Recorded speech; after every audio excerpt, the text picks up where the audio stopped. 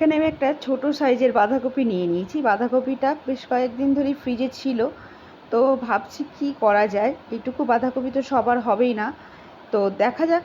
এই রান্নার রেসিপিটা খুবই সুস্বাদু এবং খুবই সুন্দর হয় খেতে। কিভাবে বানাচ্ছি একবার দেখুন।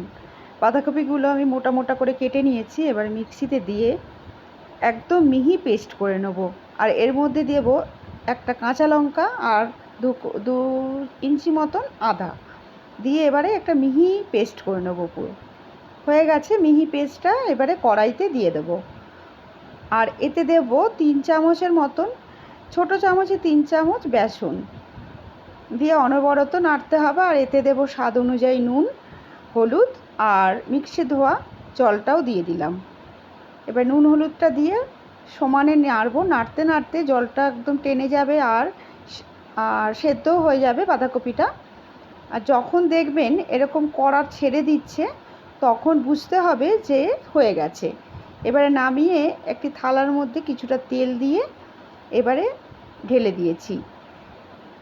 এবারে হাত দিয়ে আমি এটা চৌকো শেপ করে নিয়ে ঠান্ডা করতে দেব, পাশে রেখে দেব। এবারে কড়াতে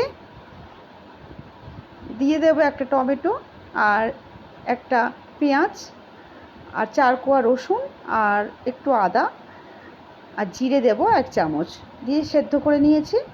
এবারে ঠান্ডা করতে রেখেছি। এবারে এটা ঠান্ডা হয়ে গেছে। বাঁধাকপিটা এবারে পিস পিস করে কেটে নেব। চৌকো শেপে কেটে নিয়েছি, দেখুন কত সুন্দর হয়েছে। ঠিক এইভাবে কেটে নিতে হবে। এবারে কড়াতে কিছুটা তেল দিয়ে তাতে তেজপাতা ফোড়ন দিয়েছি আর বেটে রাখা মশলাটা দিয়ে দিলাম। দিয়ে খুব ভালো করে কষিয়ে নিতে হবে। এবারে স্বাদ অনুযায়ী নুন, হলুদ দিয়ে দিয়েছি। দিয়ে এবারে সমানে কষাবো। আর মিক্সির বাটি ধোয়া জলটাও দিয়ে দিলাম আর অল্প একটু চিনি দিলাম, দিয়ে নাড়াবো। এবারে একটি কিচেন কিং মশলা আমি ঘরে নিজে তৈরি করেছি, এটা আমি ডেসক্রিপশন বক্সে দিয়ে দেবো, আপনারা দেখে নেবেন।